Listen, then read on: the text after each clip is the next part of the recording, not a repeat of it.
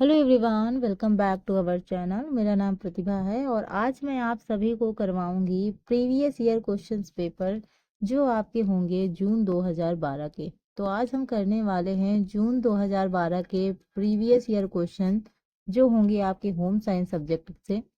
तो जैसा कि हमने अभी जनवरी में जो पेपर हुआ है होम साइंस का, जो दिसंबर का पेपर था जो जनवरी में हुआ है, उसमें हमने देखा था कि होम साइंस में अब धीरे धीरे क्या हो रहा है, डिफिकल्टीज लेवल बढ़ रही हैं। पहले हमने इस बार के ट्रेंड में यही देखा है कि जून में भी यही था और दिसंबर में भी यही था कि जो आपके अभिकथन और कारण से क्वेश्चन हैं वो आना बंद हो गए हैं।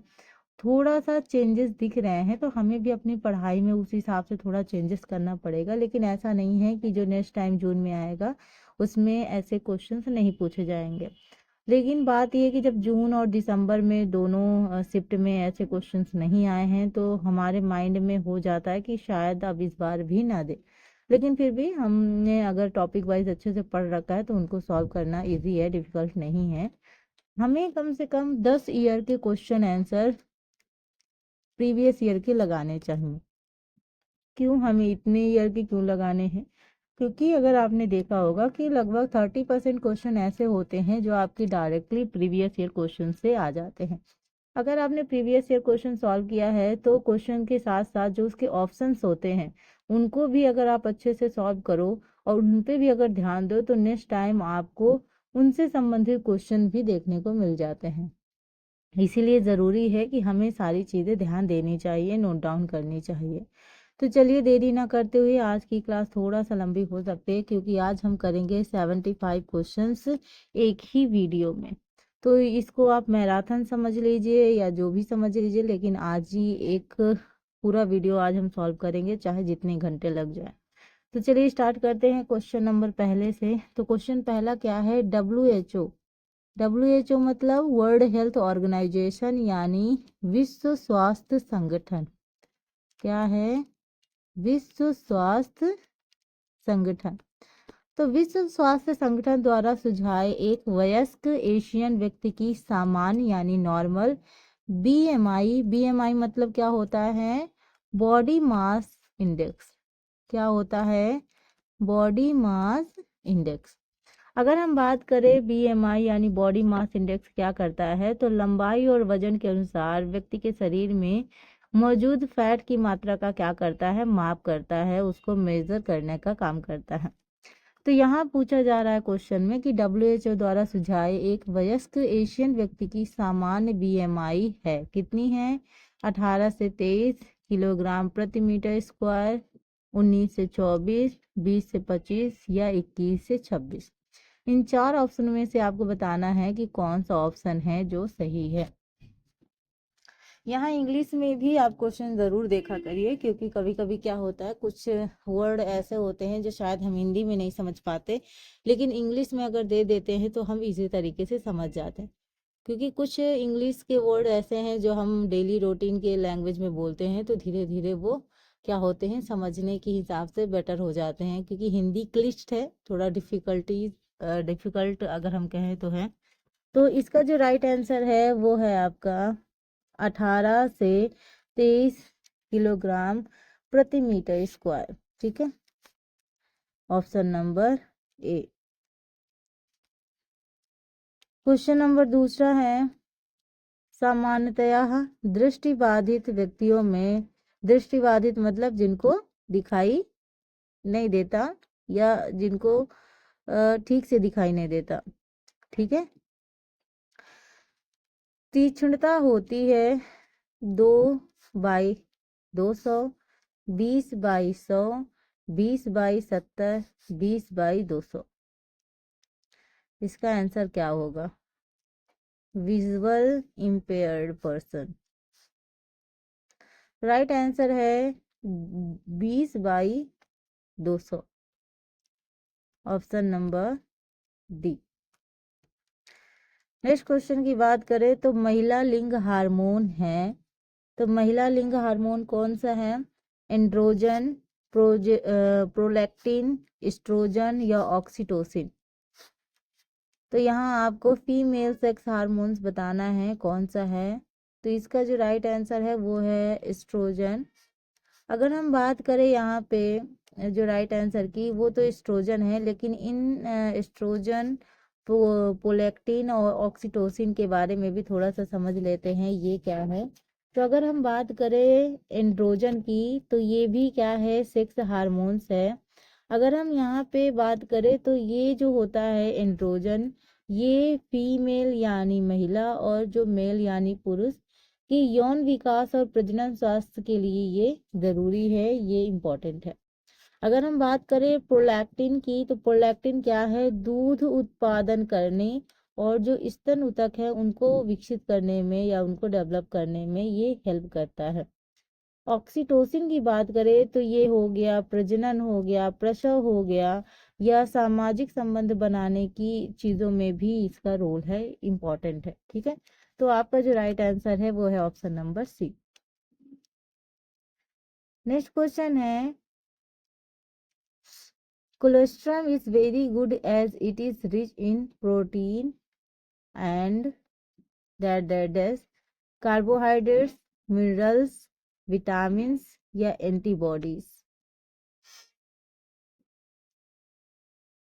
तो इसका जो राइट आंसर है वो है एंटीबॉडीज, ऑप्शन नंबर डी। ठीक है, क्या है, एंटीबॉडीज यानी प्रतिरक्षी। क्वेश्चन नंबर 5 है, निम्नलिखित में से किसे जीवित भेड़ से उतारा या काटा जाता है, फ्लैनल, फिलीस, फेल्ट या मायरे। इसका राइट आंसर क्या होगा। क्वेश्चन नंबर 5 का जो राइट आंसर है वो है फ्लीस।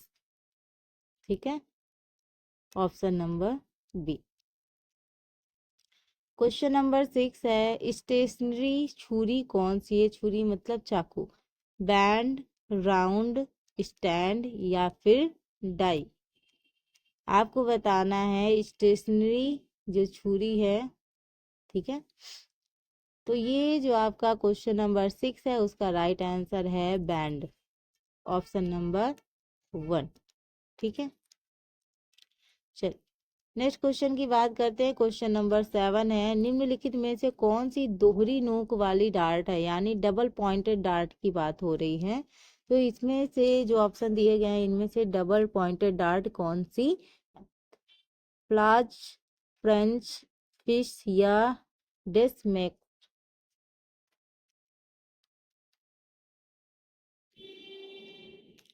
तो यहाँ पे फ्लास, फ्रिंज, प्रेस या ड्रेस मेकर्स के बारे में दिया है। तो इसका जो राइट आंसर है डबल पॉइंटेड डार्ट, वो है आपका फिश। ठीक है, क्या है आपका fish, option number C. Question number 8 की ओर बढ़ते हैं।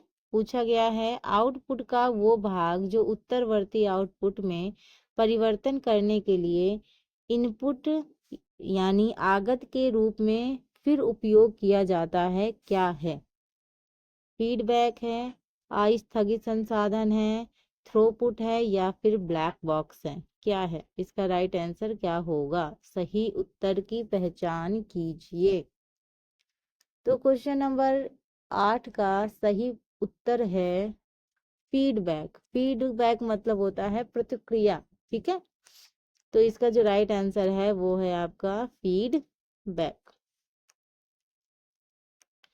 नेक्स्ट क्वेश्चन है, जॉब्स के विलुप्त या मिश्रित करने वाले भाग परिवर्तनों को किसमें निगमित करके बताया जाता है, उपकरण, पोस्चर, उत्पादन अनुक्रम या कच्चा माल।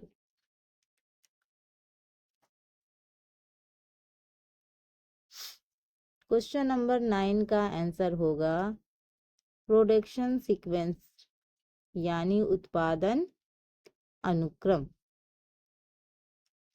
सीक्वेंस का मतलब होता है कोई चीज आप क्रम में कर रहे हो। ठीक है, क्वेश्चन नंबर 10 है, दक्ष प्रचालन क्रिया के लिए रसोई की क्रिया सतह की अनुशंसित ऊंचाई है 4 इंच कोहनी से नीचे, 5 इंच कोहनी स्तर से नीचे, 3 इंच कोहनी स्तर से नीचे या 6 इंच कोहनी से नीचे। क्वेश्चन नंबर जो 10 है उसका राइट आंसर क्या होगा?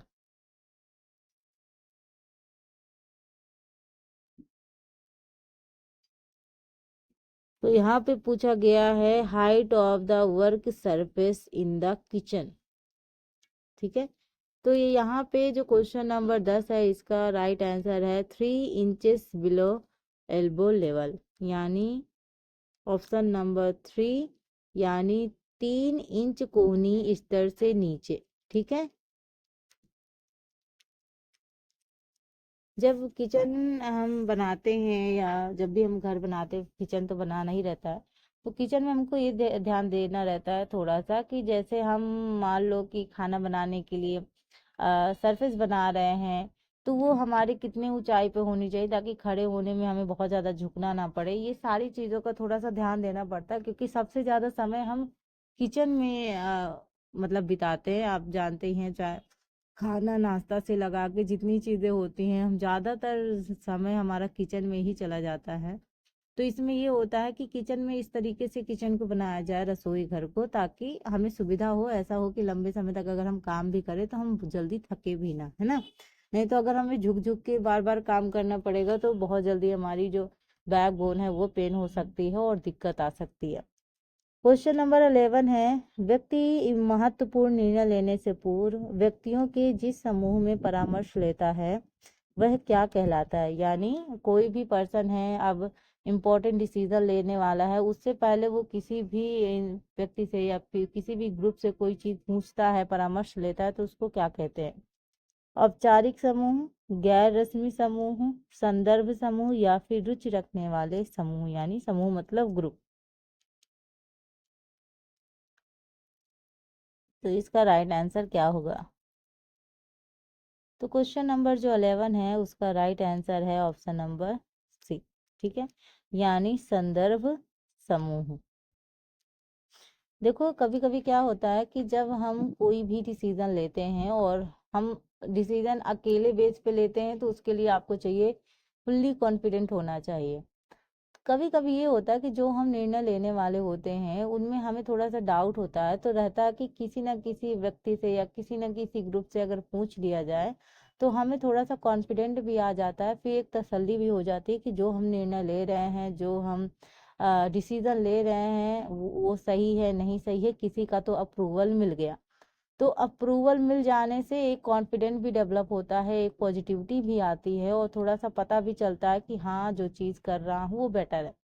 बट कभी कभी क्या होता है कि रियल लाइफ में कभी कभी किसी से ना पूछना भी बेटर है, क्योंकि आप किसी और से पूछते हैं तो आपके अंदर भी एक डर बैठ जाता है और हो सकता है कंफ्यूज हो जाए, जो चीज़ आप करने वाले हैं उसमें भी कंफ्यूज हो जाए। लेकिन ज़्यादातर केसेस में अगर आप किसी की सलाह लेते हैं तो वो बेस्ट थिंक है, वो सही होता है, डाउट नहीं रहता। ठीक है, क्वेश्चन नंबर आपका 12 है, विकास में स्त्रियों की सहभागिता को समझने के उपागम के चरणों से गुजरते निम्नलिखित चरण दिए गए हैं। कल्याण, विकास में स्त्रियां, लिंग और विकास, कल्याण, लिंग और विकास, विकास में स्त्रियां, विकास में स्त्रियां, कल्याण, लिंग और विकास, या लिंग और विकास, विकास में स्त्रियां और कल्याण। आपको इसका सीक्वेंस मतलब चरण लगाने हैं क्रम से। ठीक है, तो यहाँ बात हो रही है approaches to understand women's participation in development have gone through the following phases. तो जी इसका राइट आंसर है question number 12, welfare women in development, gender and development. Question number 12 का है option number A. Question number 13 है, अंतिम को सर्वप्रथम रखने का अर्थ है, यानी लास्ट वाले को अगर आपने फर्स्ट में रख दिया तो उसका क्या अर्थ है? अधिगम में उल्टाव, मनुष्य का गंतव्य, ब्लूप्रिंट यानी नीला नक्शा उपागम, या विषय वस्तु केंद्र स्थित अध्यापन। क्वेश्चन नंबर 13 का आंसर क्या होगा? क्वेश्चन नंबर 13 का आंसर है रिवर्सल्स इन लर्निंग, यानी जब आप अधिगम का उल्टाव या पलटाव जो भी है कर देते हो, रिवर्स कर देते हो उस चीज को, उसको बोला जाता है अंतिम को सर्वप्रथम रखने का अर्थ है। आपने उसको बदल दिया, चेंज कर दिया, रिवर्स कर दिया। नेक्स्ट क्वेश्चन है एंड इम्पॉर्टेंट है, वेरी वेरी इम्पॉर्टेंट कहूँगी, क्योंकि एक क्वेश्चन तो आप फिक्स मान लीजिए कि डायबिटीज से क्वेश्चन आना ही आना है, तय है। कुछ क्वेश्चन, कुछ टॉपिक ऐसे होते हैं जो होम साइंस में हर बार पूछे जाते हैं। उनमें से एक टॉपिक है आपका मोस्ट इम्पॉर्टेंट, मधुमेह। मधुमेह यानी डायबिटीज, जो लोग बोलते हैं चीनी वगैरह नहीं खाते इसमें, ठीक है, शुगर वगैरह। तो इसमें क्या होता है, जो डायबिटीज होता है वो यानी डायबिटीज मिलिट्स यानी मधुमेह रोग के लक्षण बताने हैं, ठीक है। बहुमूत्रता, रक्त अल्प शर्करा, शर्करा में अत्यधिक भूख, एडीमा या स्वाद तीक्ष्णता। आपको इनमें से बताना है कौन कौन से लक्षण हैं। हमने कहा एक तो स्माइल के साथ अगर आप इस क्वेश्चन को बताओगे तो आपके अंदर कॉन्फिडेंट आएगा, इसलिए इस स्माइल को भी लगा दिए, बहुत खुशी। क्वेश्चन नंबर 14 का आंसर क्या है आपका? क्वेश्चन नंबर 14 का आंसर है आपका ए, सी एंड आपका डी। तो अगर हम बात करें ए सी डी यानी बहुमूत्रता, शर्करा में और अत्यधिक भूख, ठीक है, क्वेश्चन नंबर का 1 सही है, ठीक है। क्वेश्चन नंबर 15 है, निम्नलिखित में से कौन सा पोषण अभाव रोग है, रोग नहीं है, ठीक है, नहीं है कब पूछा जा रहा है। निम्नलिखित में से कौन सा पोषण अभाव रोग नहीं है? जीरोथेल्मिया, डिस्पिलेडिमा, ठीक है, ऑस्टियोमलेशिया, केरेटोमलेशिया या एनोरेक्सिया नर्वोसा। इंग्लिश को ही हिंदी में करके दे दिया गया है, इसका कुछ वैसा हिंदी में नहीं दिया है, ठीक है। तो सबसे पहले बात करते हैं राइट आंसर की, उसके बाद कुछ ऑप्शन पे भी बात करेंगे, किनके ऑप्शन में से कौन कौन से ऑप्शन ऐसे हैं जिनके बारे में हमें जानना चाहिए। तो क्वेश्चन नंबर जो आपका 15 है, इसका राइट आंसर है option number B and option number A, ठीक है। अगर हम बात करें यहाँ पे बी और ई सही है, यानी ऑप्शन नंबर सी सही है, बी एंड ई। अगर हम बात करते हैं जीरोथैल्मिया की, तो जीरोथैल्मिया क्या होता है, इसका एक हिंदी से नाम है, इसका नाम याद रख लीजिएगा थोड़ा सा, क्या है, सुस्काची पाक, ठीक है, ये इसका हिंदी में नाम है, ठीक। अगर हम बात करें तो ये क्या होता है कि आंखों के सूखेपन की वजह से होता है, ये आंखों पे सूखापन होता है। ये किसकी वजह से होता है? ये विटामिन ए की कमी से होता है। किसकी कमी से? विटामिन ए की कमी से हो जाता है, ठीक है। अगर हम लोग डिस्पीडेमिया की बात करेंगे तो ये क्या होता है, खून में क्या हो जाता है, कोलेस्ट्रॉल का जो असामान्य रूप से ज़्यादा हो जाता है, तो जिसकी वजह से हमको हार्ट अटैक, दिल का दौरा वगैरह पड़ जाता है। तो ये क्या होता है, डिस्पीडेमिया होता है। अगर हम बात करेंगे यहाँ पे केरेटोमलेशिया, केरोटोमलेशिया भी किसकी वजह से होता है? विटामिन ए की कमी से होता है। इसमें क्या होता है, आहार की कमी या अवशोषण के मतलब अवशोषण के कारण ये रोग हो जाता है। एनोरेक्सिया नर्वोसा क्या होता है? इसमें एक तरीके से समझ जाइएगा, भूख का ना लगना, क्या होता है, भूख का ना लगना, ठीक है। तो इसमें कई बार क्या होता है कि हमें लगता है कि हम मोटे हो रहे हैं, हमारा वजन बढ़ रहा है, जिसकी वजह से हम क्या कर देते हैं, खाने पीने में कमी कर देते हैं। हम खाना नहीं खाते हैं ना, कि भाई अभी खाना खा लेंगे तो फिर पेट निकल आएगा और फिर हम मोटे हो जाएंगे, हमारा वजन बढ़ जाएगा। तो ये जो इसका डर है ना, और आजकल लेडीज़ों में तो ज़्यादातर होता ही है कि फैट ना बढ़े, तो इसकी वजह से ऑयली वैसी चीज़ें तो अवॉइड करती हैं, जो कि बुरी नहीं है। लेकिन आप जो खाना है अगर आप उसको भी अवॉइड कर रहे हैं तो फिर शरीर चलेगा कैसे, दिमाग कैसे चलेगा? तो इसमें यही दिक्कत होती है नरोशा में कि व्यक्ति वजन के डर से कि मेरा वजन ना बढ़ जाए, मैं मोटी ना हो जाऊं या मैं मोटा ना हो जाऊं, जिसकी वजह से वो क्या करते हैं कि खाना नहीं खाते ठीक से, और वो असर आपके दिमाग में भी पड़ता है, जिसकी वजह से क्या होता है, एक टाइम बाद आके आपको भूख स्वयं ही नहीं लगती है, फिर आपको खाने की इच्छा ही नहीं होती है ना। तो ये चीज हो जाता है। तो इसका राइट आंसर मैं पहले भी बता चुकी हूँ, ऑप्शन नंबर सी है। नेक्स्ट क्वेश्चन की ओर मूव ऑन करते हैं। नेक्स्ट क्वेश्चन है, निम्नलिखित में से कौन सी प्रबंध की नई प्रवृत्तियां नहीं है पूछा है। JIT, MBO, PERT, TQM, BARAS या ERG।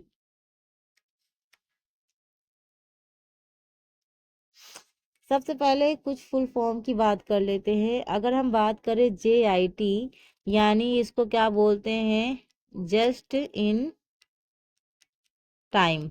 क्या बोलते हैं, जस्ट इन टाइम। ठीक है। अगर हम TQM की बात करेंगे तो इसको क्या कहते हैं, total quality management. Total quality management. ठीक है। अगर हम बात करेंगे MBO की, तो MBO क्या होता है, मैनेजमेंट बाय ऑब्जेक्टिव्स। ठीक है।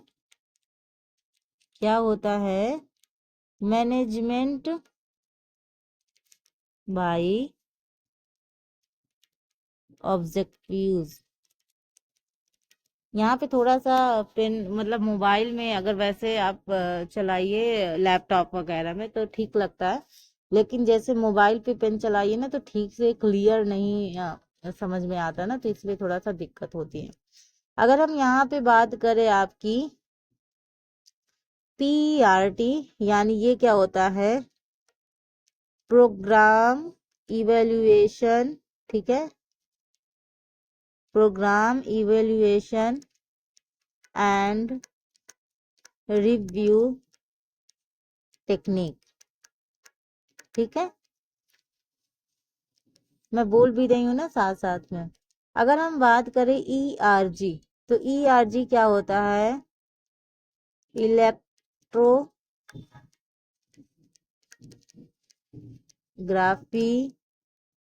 और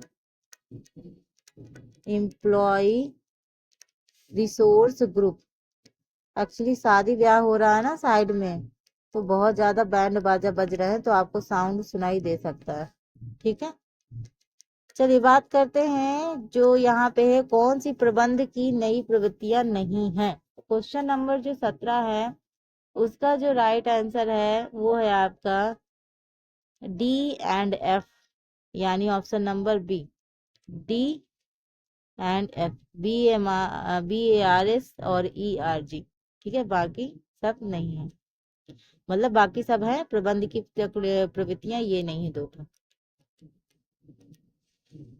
परिवार बच्चे के व्यक्तित्व को प्रत्यक्ष रूप में उनके द्वारा प्रभावित करता है। परिवार बच्चे के व्यक्तित्व को प्रत्यक्ष रूप में इनके द्वारा प्रभावित करता है। संचार, ढालना, निर्देशन करना, नियंत्रण करना।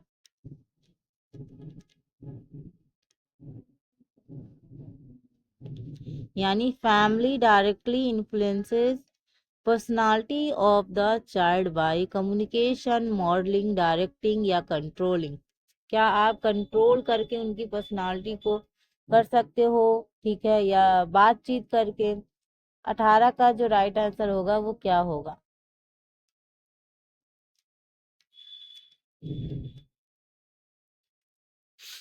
तो जो 18 का राइट आंसर है वो है ऑप्शन नंबर बी। यानी अगर हम बात करें आपका संचार और ढालना, यानी मॉडलिंग, यानी बातचीत करके आप उनको अच्छे से समझा के उसको, बच्चा देखो घर परिवार से सीखता है, सबसे पहली प्रथम पाठशाला तो परिवार ही होती है। बच्चा जो संस्कार सीखता है, जो बिहेवियर करना सीखता है, किससे कैसे बात करनी है, वो सब बच्चा क्या कहाँ सीखता है, अपनी फैमिली से सीखता है। तो फैमिली को एज अ पेरेंट्स या एज आप कुछ भी कह सकते हैं, भाई परिवार के कोई भी सदस्य हो सकते हैं, दाई दादा, है ना, नानी नाना, कुछ भी हो सकते हैं। तो अगर हम बात करें तो जो बच्चा है वो अपने परिवार से सीखता है, तो परिवार को कम्युनिकेट इस तरीके से करना चाहिए, उनके सामने बातचीत इस तरीके से करना चाहिए ताकि बच्चा उनसे सीखे। अगर आप गंदे तरीके से बात करते हो, गालियां वगैरह देते हो, घर में लड़ाई झगड़ा होता है, तो बच्चा फिर उस माहौल के हिसाब से वैसा ही सीखने लगता है। तो आप जब अच्छी लैंग्वेज का इस्तेमाल करोगे, सभ्य तरीके से बात करोगे, तो बच्चा भी वैसा ऑब्जर्व करता है और वैसा ही सीखता है। तो इसलिए इम्पोर्टेंट है कि हमारे परिवार में जो भी लोग हैं वो अच्छे से सभ्य तरीके से सब आचरण करें, तो बच्चे भी उनसे इन्फ्लुएंस होते हैं और वैसा ही व्यवहार करते हैं। उनकी पर्सनालिटी का डेवलपमेंट उसी प्रकार होता है। ठीक है। क्वेश्चन नंबर नेक्स्ट है, अनुशासित करना इनमें सुधार करने का एक तरीका है। तौर तरीके, व्यवहार, वैचित्र, सौंदर्यात्मक अभिरुचि, नैतिक मूल्य, शैक्षणिक मूल्य। ठीक है, एक बार इंग्लिश में देख लीजिए फिर बताइए।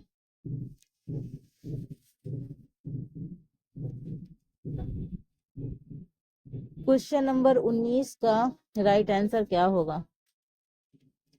तो क्वेश्चन नंबर 19 का जो राइट आंसर है वो है ऑप्शन नंबर सी।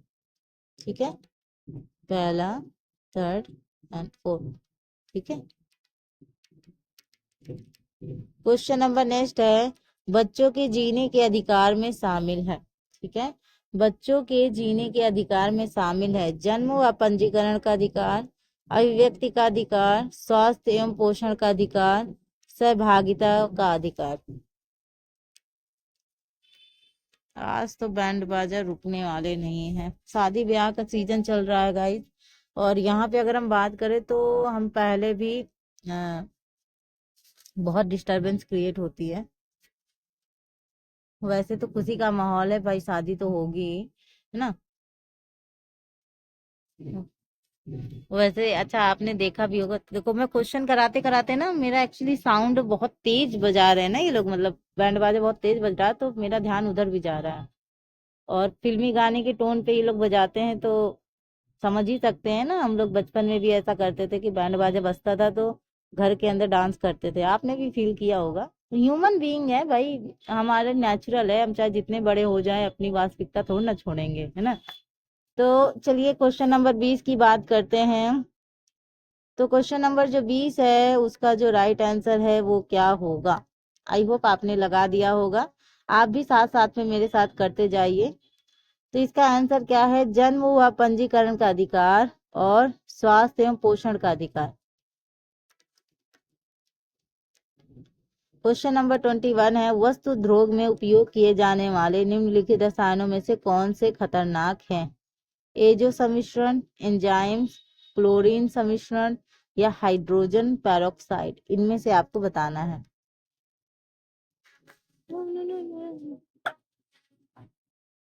ओ गॉड। चलिए, तो 21 का जो राइट आंसर है वो क्या होगा? जूम और कर दूं क्या? ये लीजिए, आपको और अच्छे से दिखाई देगा। तो क्वेश्चन नंबर 21 का जो राइट आंसर है वो है ऑप्शन नंबर आपका डी, यानी एजो सम्मिश्रण और आपका है क्लोरीन सम्मिश्रण। ठीक है। नेक्स्ट क्वेश्चन की बात करते हैं। चिकनकारी लखनऊ की फेमस है ना, चिकनकारी का, चिकन का कुर्ता आपने पहना होगा, बड़ा सुंदर लगता है, काफी अच्छी से उसकी कढ़ाई होती है। तो चिकनकारी कढ़ाई में कौन से टांकों का उपयोग किया जाता है? कमल कढ़ाई, नेगी, फंदा, बिजली, पेचनी। 22 का राइट आंसर क्या होगा? तो 22 का राइट आंसर है, चलिए बात करते हैं। तो 22 का जो राइट आंसर है वो है आपका ऑप्शन नंबर सी। ठीक है। यहाँ पे अगर बात करें फंदा, ठीक है, आपका बिजली और आपका है पेचनी। ठीक है। तो चिकनकारी की कढ़ाई में कौन से टांकों का प्रयोग किया जाता है? तो वो आपके फंदा, आपकी बिजली और पेचनी का प्रयोग किया जाता है। नेक्स्ट क्वेश्चन है, प्रबंधन के व्यवस्था उपागम की समष्टि आवास की अवधारणा में समाविष्टि संगठनों के नाम बताइए। मनुष्य द्वारा निर्मित तथा प्राकृतिक जगह, पारिवारिक व्यवस्था के भौतिक वातावरण की जैविक विषय सामग्री, व्यक्तिक व्यवस्थाओं के भौतिक वातावरण की जैविक विषय सामग्री, या फिर परिवार की आर्थिक क्रिया। क्वेश्चन नंबर 23 का राइट आंसर। तो क्वेश्चन नंबर 23 का जो राइट आंसर है वो है आपका ऑप्शन नंबर सी, यानी मनुष्य द्वारा निर्मित तथा प्राकृतिक जगह और पारिवारिक व्यवस्था के भौतिक वातावरण की जैविक विषय सामग्री। नेक्स्ट क्वेश्चन है, क्वेश्चन क्या कह रहा है,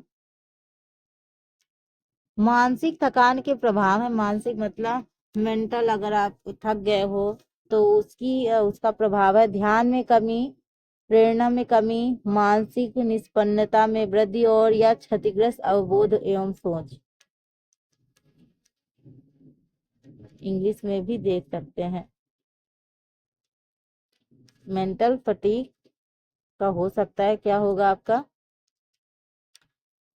देखो, अगर हम शरीर से थक जाते हैं तो थोड़ा बहुत तो हम काम कर लेते हैं, लेकिन अगर हम दिमाग से थक जाते हैं ना तो फिर एक सेकंड भी कुछ करने का मन नहीं करता है। तो इसलिए ना, हमारे स्वस्थ रहने के लिए कहते हैं ना, स्वस्थ शरीर में स्वस्थ मस्तिष्क का भी वास होता है। तो अरस्तु जी ने कहा है, तो अगर हम बात करें, अगर हमारा शरीर और दिमाग दोनों स्वस्थ रहेगा, संतुलित रहेगा, तो हम बेहतर तरीके से कार्य कर सकते हैं। यहाँ पे क्वेश्चन क्या था कि मानसिक थकान के प्रभाव हैं, ठीक है। क्या क्वेश्चन था, मानसिक थकान के प्रभाव हैं।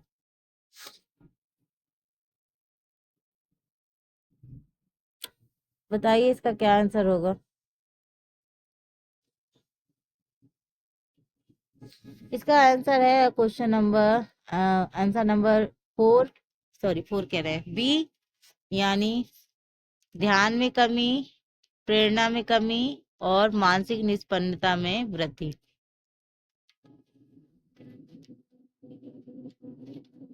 ट्वेंटी 25 की बात करते हैं। जो क्वेश्चन नंबर 25 है, पैकेजिंग किस उद्देश्य को पूरा करता है, यानी जो पैकेजिंग है किस उद्देश्य को पूरा करता है। पुण्य माल की सुरक्षा, उत्पाद मूल्य की बढ़ोतरी, उत्पाद का मूल्यवर्धन या उत्पाद का विज्ञापन।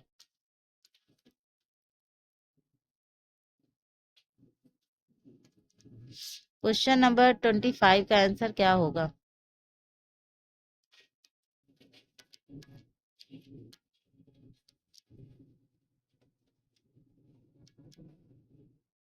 क्वेश्चन नंबर 25 का आंसर है ऑप्शन नंबर ए, यानी आपका पहला, दूसरा एंड तीसरा, सॉरी चौथा, ठीक है, यानी उत्पाद का विज्ञापन, ठीक है, उत्पाद मूल्य की बढ़ोतरी और पुण्य मूल्य की सुरक्षा।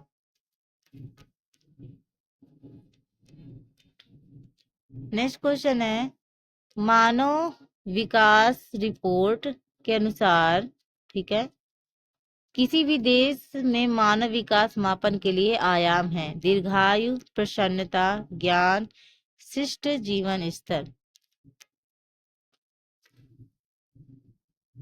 यानी as per the human development report, the diagnosis for measuring human development in any country are dimensions। हे भगवान, इस म्यूजिक के चक्कर में बहुत दिमाग खराब कर रखा है इसने। कोई बात नहीं, कोई बात नहीं,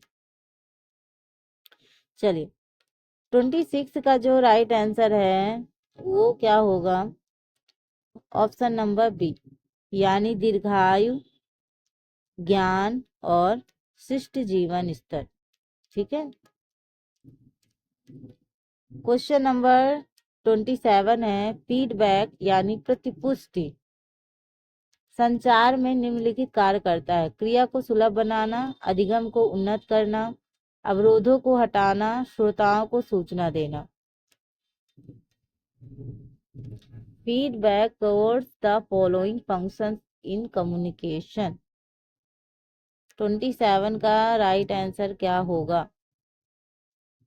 जो 27 है इसका राइट आंसर है ऑप्शन नंबर सी, यानी क्रिया को सुलभ बनाना, अधिगम को उन्नत करना और अवरोधों को हटाना। क्वेश्चन नंबर 8 है, अनौपचारिक शिक्षा के उद्देश्य है कार्यपरक साक्षरता की सीमा बढ़ाना, जीवन पर्यंत शिक्षा प्रदान करना, विद्यालयों में औपचारिक शिक्षा का पूरक बनना, व्यक्तियों को स्वरोजगार के लिए तैयार करना। नॉन फॉर्मल एजुकेशन आर क्या उद्देश्य है? क्वेश्चन नंबर 28 का है। 8 दिख रहा है ना, 2 काट दिया है मैंने तो केवल 8 दिख रहा है। 28 का जो आंसर है वो है आपका ऑप्शन नंबर सी, यानी कार्यपरक साक्षरता की सीमा बढ़ाना, जीवन पर्यंत शिक्षा प्रदान करना और व्यक्तियों को स्वरोजगार के लिए तैयार करना। ठीक है, ताकि वो स्वयं रोजगार कर सके। ठीक है, अब आता है अभिकथन और कारण से संबंधित क्वेश्चन। तो जैसा कि मैंने बताया कि जून और दिसंबर में अभिकथन और कारण से संबंधित प्रश्न आपको देखने को नहीं मिले हैं, लेकिन कुछ कहा नहीं जा सकता कि जून में फिर नहीं आएंगे, इसलिए पढ़ना भी जरूरी है। प्रोटीन की मात्रा के विश्लेषण के लिए माइक्रो जिलडॉल विधि उपयोग में ली जाती है। कारण कह रहा है सल्फर के प्रतिशत का मापन करके प्रोटीन की मात्रा की परिगणना की जाती है। तो आप जानते हैं प्रोटीन जो हमें जो प्रोटीन का सोर्स है वो सोयाबीन हो गया, दालें हो गए, मशरूम हो गया। तो अगर हम बात करें, जो प्रोटीन होती है बच्चों की वृद्धि के लिए इम्पोर्टेंट होती है, ग्रोथ के लिए इम्पोर्टेंट होती है। तो यहाँ पे बात की जा रही है प्रोटीन की मात्रा के विश्लेषण के लिए माइक्रो जिलडॉल विधि उपयोग में लाई जाती है। सल्फर के प्रतिशत का मापन करके प्रोटीन की मात्रा की परिगणना की जाती है। ठीक है, प्रोटीन की कमी से दो रोग होते हैं जिनको आप याद रखिएगा। एक है मेरास्मस, ठीक है, और एक है आपका याद नहीं आ रहा कौन सा है। तो इतना म्यूजिक बज रहा है ना कि दिमाग से गायब हो गया। क्वाशियोरकर, राइट, हाँ, क्वाशियोरकर। म्यूजिक के चक्कर में डिस्टरबेंस बहुत हो जाती है। तो ये दो रोग याद रखिएगा, एक है मिरास्मस, एक है ये आपका क्रोशियोरकर। तो एक होता है आपकी प्रोटीन की कमी से जो है आपका मिरास्मस, और एक होता है क्वाशियोरकर जो प्रोटीन और कार्बोहाइड्रेट की कमी से होता है। ठीक है, तो यहाँ पे जो 29 का राइट आंसर है वो पहला सही है, लेकिन कारण जो है वो गलत है। प्रोटीन की मात्रा के विश्लेषण के लिए माइक्रो जिलडॉल विधि उपयोग में ली जाती है, ये सही है। अगर हम बात करें तो यहाँ पे जो राइट आंसर होगा ए सही है, वह आर गलत है, ऑप्शन नंबर सी। हमने इंग्लिश में नहीं दिखाया क्या आपको? ओहो, छूट गया, ये लीजिए। ठीक है, तो यहाँ पे E is true, R is false. Next question है अभिकथन और कारण से। विपणन एक ऐसी व्यापारिक योजना है जो ग्राहक को आकर्षित करे और खरीदने के लिए प्रेरित करे। रीजन कह रहा है कि प्रोसेस चार्ट, कार सैंपलिंग और पेरेटो चार्ट इसे उपलब्ध कराने में सहायता करते हैं। एक बार इंग्लिश में देखें फिर हम इसकी चर्चा करते हैं।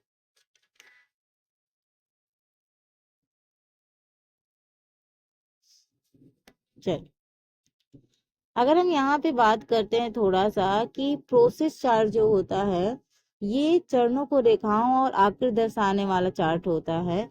अगर हम कार सैंपलिंग की बात करेंगे तो किसी कार में लगे श्रमिकों की गतिविधि का अध्ययन करना क्या होता है, कार सैंपलिंग होता है। अगर पेरेटो चार्ट की बात करेंगे तो पेरेटो चार्ट भी इसी तरह का होता है जो सांख्यिकी रूप में होता है। तो अगर हम बात करें ये जो क्वेश्चन नंबर 30 है, इसका जो राइट आंसर होगा वो क्या होगा, ऑप्शन नंबर बी। ठीक है, ए सही है व आर गलत है। ए सही है, आर गलत है। यानी विपणन एक ऐसी व्यापारिक योजना है जो ग्राहक को आकर्षित करे और खरीदने के लिए प्रेरित करे। ठीक है, ऑप्शन नंबर बी सही है। नेक्स्ट क्वेश्चन है क्वेश्चन नंबर 31। एथेरोस्क्लेरोसिस अधिकतर संवहनी बीमारियों की रोगात्मक प्रक्रिया होती है।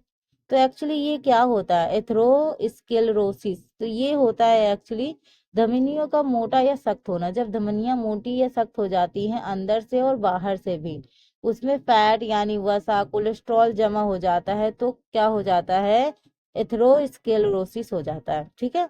वसा एकत्रित होने से बने फलक रक्त संवहनियों के अवकाशिका को संकीर्ण कर देते हैं। अब देखो यहाँ की इंग्लिश थोड़ा सा डिफिकल्ट है ना, तो इसलिए थोड़ा इंग्लिश में देखोगे तो शायद आपको इजी तरीके से समझ में आ जाए।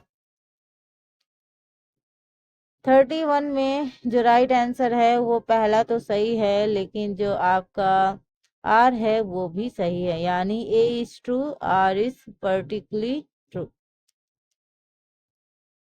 आधा सत्य है, अर्ध सत्य, यानी ए सही है और आर अर्ध सही है, मतलब काफी कुछ हद तक सही है, कुछ हद तक सही नहीं है। ठीक है। क्वेश्चन नंबर 32, बच्चा दत्तक ग्रहण करने पर विशेष चुनौतियों का सामना करना पड़ता है क्योंकि दत्तक ग्रहण करने वाले अभिभावक को बच्चे को परिवार में एकीकृत करने की जरूरत होती है। कारण है दत्तक ग्रहण किए गए बच्चे हमेशा समस्याग्रस्त होते हैं। तो अगर हम यहाँ पे बात करते हैं जिनको गोद लिया जाता है, दत्तक पुत्र मतलब जिनको आपने गोद लिया है, अब वो आपने गोद लिया है अभी, मतलब होता है ना कुछ माता पिता ऐसे होते हैं जो अपने बच्चे को छोड़ देते हैं, तो उनको जहाँ बच्चों को रखा जाता है वहां से कुछ पेरेंट्स होते हैं जो अडॉप्ट करते हैं उन बच्चों को। तो जो पेरेंट्स अडॉप्ट करते हैं, अब बच्चा नया नया उनके पास गया है तो उनको एडजस्ट करने में बच्चे को भी दिक्कत होती है और माता पिता भी उसको ऐसा माहौल देना चाहते हैं ताकि बच्चा कंफर्टेबल हो और चीजों को मतलब अच्छे से कर पाए, है ना, उसको डर भी ना लगे या वो ऐसा महसूस करे कि वो सुरक्षित है। तो इसके लिए माता पिता को भी ऐसा माहौल क्रिएट करना पड़ता है ताकि बच्चा क्या करे, क्योंकि स्टार्टिंग में कई सारी प्रॉब्लम्स आती हैं, ताकि क्योंकि पेरेंट्स कोशिश करते हैं कि बच्चा अच्छे से घुल मिल जाए, है ना। लेकिन बात ये होती है कि स्टार्टिंग में दिक्कत होती है, लेकिन अगर धीरे धीरे करके माहौल और अच्छे से मिला तो बच्चा कंफर्टेबल हो जाता है। ठीक है। तो यहाँ पे जो क्वेश्चन नंबर 32 है, यहाँ पे जो 32 है उसका जो राइट आंसर है, तो पहला तो सही है कि बच्चा दत्तक ग्रहण करने पर विशेष चुनौतियों का सामना करना पड़ता है। सही बात है, बहुत सारी प्रॉब्लम्स आती हैं क्योंकि दत्तक ग्रहण करने वाले अभिभावक यानी जो पेरेंट्स है, बच्चों को परिवार में एकीकृत करने की जरूरत होती है, यानी उनको ये करना जरूरी है कि वो अपने जहाँ फैमिली में गया है वो फैमिली से अच्छे से मिलजुल कर रह पाए, घुल मिल पाए। रीजन कह रहा था कि दत्तक ग्रहण किए गए बच्चे हमेशा समस्याग्रस्त रहते हैं, हमेशा जो ये वर्ड दे दिया गया है यही गलत कर दिया। क्योंकि देखो समस्याग्रस्त होते हैं दत्तक ग्रहण किए गए बच्चे, कुछ प्रॉब्लम्स होती हैं लेकिन हमेशा वो प्रॉब्लम होंगी वो जरूरी नहीं है ना। तो यहाँ जो आपका सही आंसर है वो है ऑप्शन नंबर सी। ठीक है। क्वेश्चन नंबर 32 का जो आंसर है वो है सी।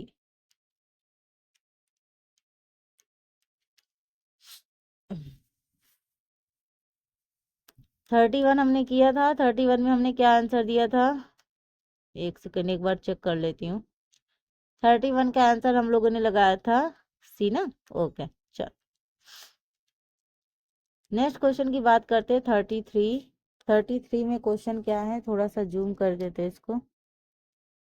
स्कूल जाने प्रवेश करने वाले बच्चों की शारीरिक एवं मनोवैज्ञानिक तत्परता व्यक्तित्व को प्रभावित करती है। रीजन कह रहा है जो बच्चे शारीरिक एवं मानसिक रूप से तैयार होते हैं वे संतोषजनक समायोजन करेंगे तथा शिक्षा के प्रति उत्साहवर्धक अभिव्यक्ति विकसित करेंगे। तो आपको बताना है इनमें से कौन सा आंसर सही है।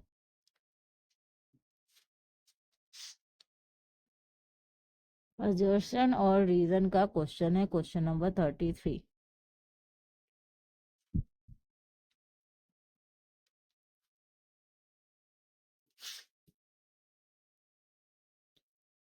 Question number 33।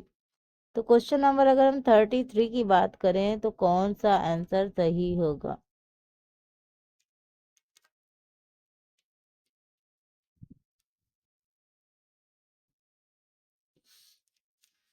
चल,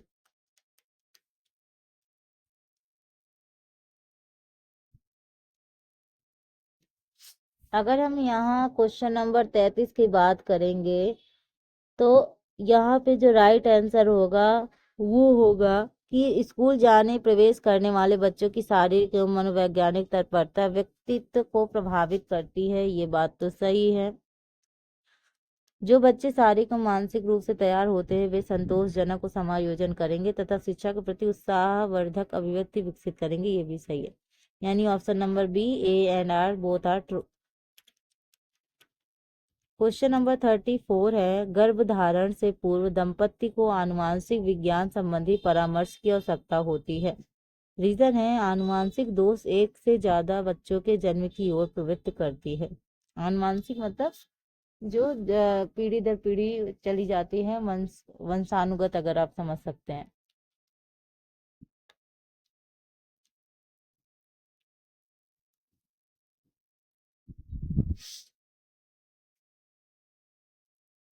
थर्टी फोर का आंसर होगा आपका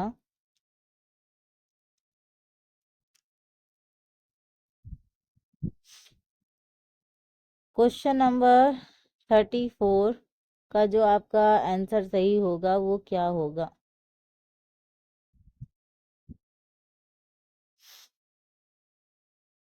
अगर हम बात करें 34 का तो क्वेश्चन इसका आंसर है बी, यानी ए सही है। गर्भधारण से पूर्व दंपति को आनुवांशिक विज्ञान संबंधी परामर्श की आवश्यकता होती है, परंतु आर गलत व्याख्या है, यानी आनुवांशिक दोष एक से ज्यादा बच्चों के जन्म की ओर प्रवृत्त करते हैं। ये गलत एक्सप्लेनेशन है।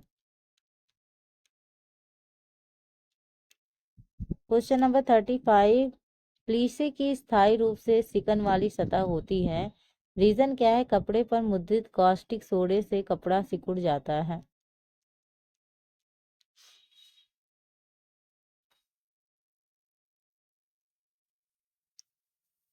क्वेश्चन नंबर 35, इसका राइट आंसर है B, both A and R correct, यानी ए एंड आर दोनों सही हैं। क्वेश्चन नंबर 36, वस्तु उद्योग में प्रयोग की जाने वाली प्लाज्मा तथा नैनो प्रौद्योगिकी आधुनिक परिष्करण प्रौद्योगिकी है। ये सौंदर्यात्मक प्रभाव डालती है परंतु पारिस्थितिकी अनुकूल नहीं है। नैनो टेक्नोलॉजी से भी क्वेश्चंस आते हैं आपके एग्जाम में, ठीक है, तो इसको भी देख लीजिएगा। चलिए, क्वेश्चन नंबर 36 का आंसर क्या होगा। क्वेश्चन नंबर 36 का आंसर है option number A is correct but R is false, यानी ए सही है परंतु आर गलत है, मिथ्या है, गलत। क्वेश्चन नंबर 37 है, खींचे हुए कपड़े को सिलने के लिए लॉक स्टिच उपयुक्त है। लॉक स्टिच कपड़े के खिंचाव के साथ खिंच जाता है।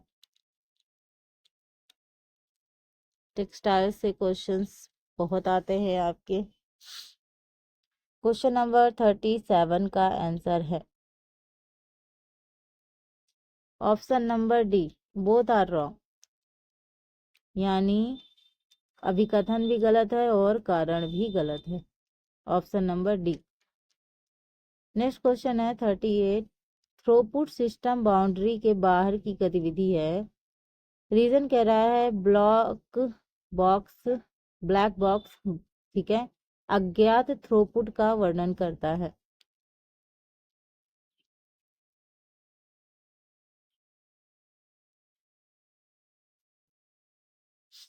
यानी throughput is the activity outside the system boundary, and reason कह रहा है black box describes the unknown throughput. Question number 38 का जो राइट आंसर है वो है ऑप्शन नंबर बी, यानी A is wrong but R is correct. A is wrong but R is correct. A is wrong but R is correct.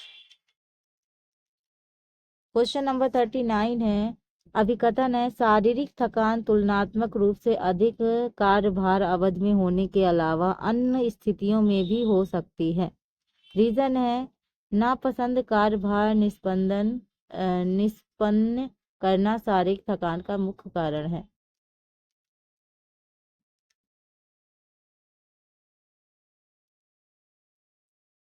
अच्छा, कभी कभी आपने देखा है कि जब कभी हम कोई काम करते हैं, अगर हम अच्छे से अपने मन से कर रहे हैं, हमें वो चीज़ ठीक लग रही है और अच्छे से मन से कर रहे हैं, तो एनर्जी भी उतनी रहती है। अगर कोई हमें काम जबरदस्ती करवाता है जो हमें नहीं पसंद है, तो शायद हम बहुत जल्दी थक जाते हैं और मतलब बहुत आलस भी आता है, बहुत जल्दी थकान सी महसूस होने लगती है। और वही काम जो हमें पसंद होता है और हम एनर्जेटिक रूप में करते हैं, उसमें थकावट महसूस ही नहीं होता, कितनी जल्दी काम हो जाता है पता भी नहीं चलता।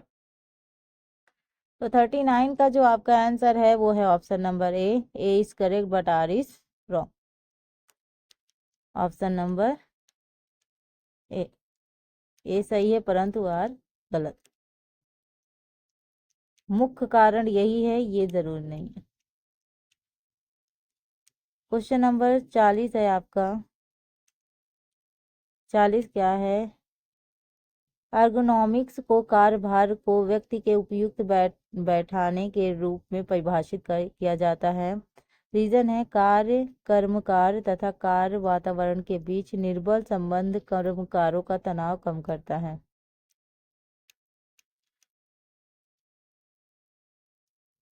Ergonomics is defined as fitting the task to the man. ठीक है।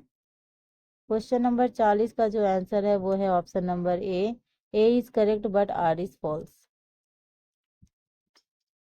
ए is correct but R is false. Question number है 41। संकलनीय मूल्यांकन कार्यक्रम के अंतिम परिणामों का माप करने की चेष्टा करता है। रीजन है यह इस बात को तय करने में हेल्प करता है कि कार्यक्रम को चालू रखा जाए या बंद कर दिया जाए।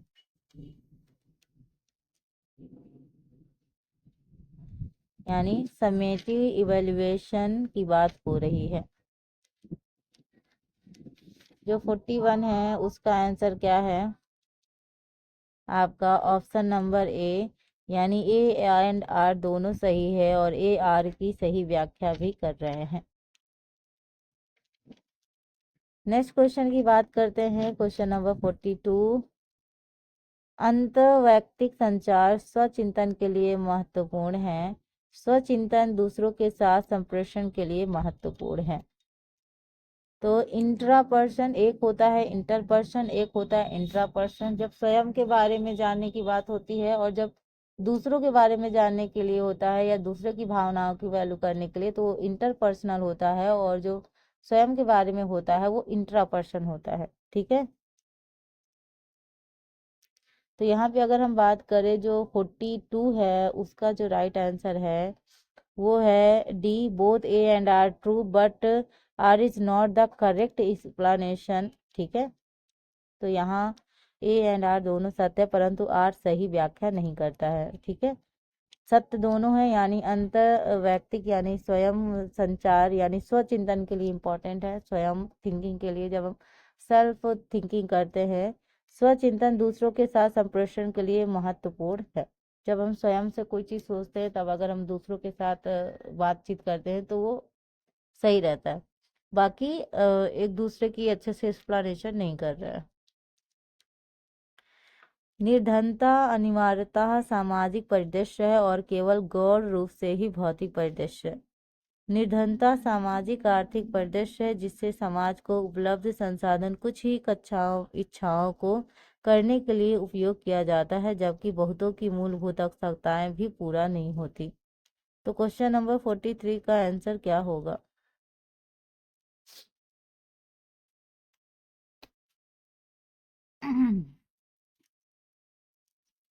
क्वेश्चन नंबर 43 का आंसर है ए एंड आर दोनों सही हैं। ठीक है। यानी आपका अभिकथन भी सही है और आपका कारण भी सही है। नेक्स्ट क्वेश्चन की बात करते हैं। 44। 44 क्वेश्चन क्या है? नम पाक क्रिया और ठंडा करने के दौरान अनाज में होने वाले परिवर्तनों को क्रमबद्ध करिए। रिट्रोग्रेडेशन, सिनरेसिस, पानी सोखना, लचीलापन में परिवर्तन या रिक्रिस्टलाइजेशन। तो आपको इसको क्रम से लगाना है। Right sequence. Question number 45 four. चलिए, अगर हम 44 क्वेश्चन की बात करते हैं, ठीक है, तो सबसे पहले क्या होगा, पानी सोखना, फिर लसीलापन में परिवर्तन, फिर होगा रिट्रोग्रेडेशन यानी ऑप्शन नंबर ए थर्ड, उसके बाद होगा रिक्रिस्टलाइजेशन यानी फोर्थ नंबर पे, और उसके बाद लास्ट क्या बचा, सिनेरेसिस यानी फिफ्थ नंबर पे, option number D. Next question की बात करते हैं, हेपेटाइटिस से सॉरी एक सेकंड, सिरोसिस तक बीमारी बढ़ने के लक्षणों को क्रम से लगाइए, आपको इसको भी क्रम से लगाना है। बिलिरुबिन की बढ़ोतरी, उदर में नरमी और पीलिया, मतली क्षुधा अभाव और उल्टी होना, इसोफेजियल वेरिकोज, एडीमा और एसाइटिस, निर्वाहिका में उच्च रक्तचाप। एक बार इंग्लिश में देखिए, फिर इसका सीक्वेंस लगाते हैं।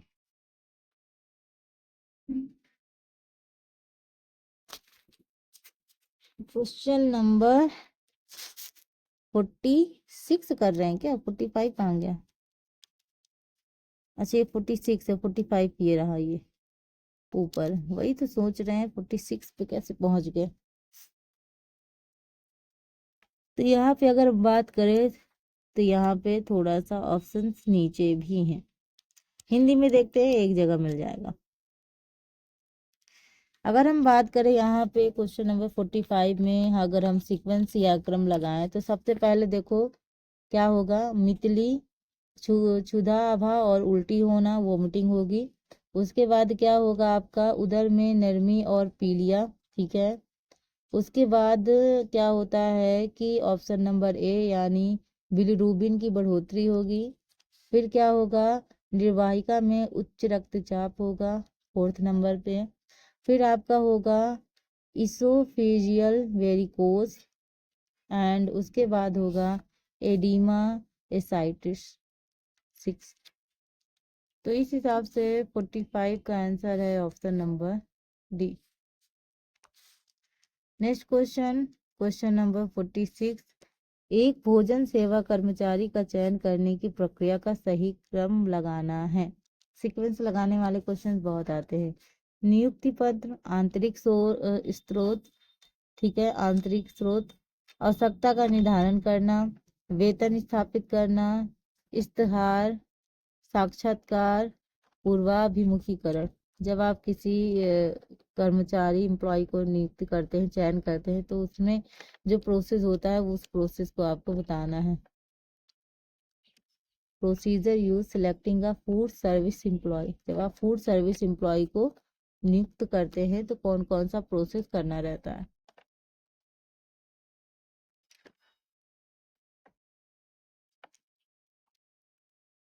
तो यहाँ पे अगर हम बात करें 46 का जो सीक्वेंस सही होगा, वो सबसे पहले क्या होगा, आवश्यकता का निर्धारण कर, पहले आपको देखनी है कि आपको एम्प्लॉय की नीड है या नहीं है। फिर आप क्या करेंगे, आंतरिक सोर्स, ठीक है, ये सेकेंड नंबर पे आएगा। फिर आप क्या करेंगे, इश्तहार देंगे, ठीक है। उसके बाद आप क्या करेंगे, नेक्स्ट साक्षात्कार यानी इंटरव्यू लेंगे। फिर आप क्या करेंगे, उसका वेतन स्थापित करेंगे, भाई आपने इंटरव्यू लिया, इंटरव्यू में उन्हें इंटरव्यू दिया, वेतन वगैरह के बारे में भी बातचीत होगी, भाई कितने वेतन में वो रहेंगे, कितने आप वेतन देंगे। फिर आप देंगे, अगर वो सहमत है तो आप क्या दे दोगे उसको, नियुक्ति पत्र। उसके बाद क्या होगा, पूर्वाभिमुखीकरण होगा, ठीक है। यहाँ एक बार इसको इंग्लिश में भी देख लेते हैं तो और अच्छे से समझ में आ जाएगा, ठीक है। यहाँ हमने बात की थी, सबसे पहले क्या बात की थी, 46 क्वेश्चन का, एक सेकेंड, हाँ जी, 46 क्वेश्चन में सबसे पहले क्या होगा आपका, ऑप्शन नंबर सी, ठीक है, नीड आप देखोगे। फिर क्या होगा, इंटरनल सोर्स सेकेंड में। उसके बाद क्या होगा, एडवर्टाइजमेंट देखो आप, ठीक है, इश्तहार जिसको हम कह रहे हैं हम। उसके बाद क्या होगा, इंटरव्यू होगा, क्या लोगे आप उनका इंटरव्यू। इंटरव्यू के बाद क्या होगा, इस्टेब्लिशमेंट होगा, ठीक है, फिफ्थ में। उसके बाद अपॉइंटमेंट लेटर आप उनको दे दोगे, एक सेकेंड, और उसके बाद क्या होगा, ओरिएंटेशन, ये आएगा 7 नंबर पे। इस हिसाब से आपका जो राइट आंसर है वो है ऑप्शन नंबर डी। कौन सा आंसर सही है, option number D. Next question की बात करते हैं। मनोलैंगिक विकास की अवस्थाओं को सही क्रम में लिखिए। फैलिक अवस्था, जेनिटल अवस्था, ओरल अवस्था, लेटेंसी अवस्था या एनल अवस्था।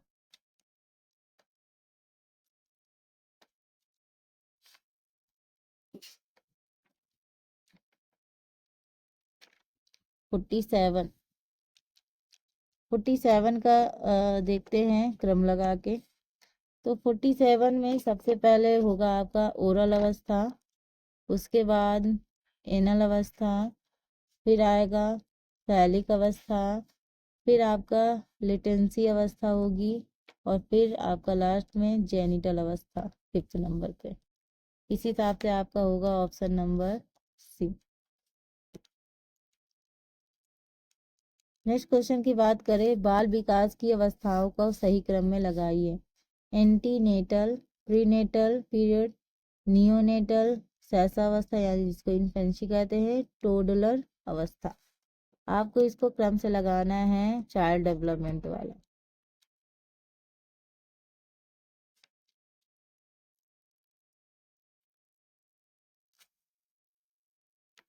48।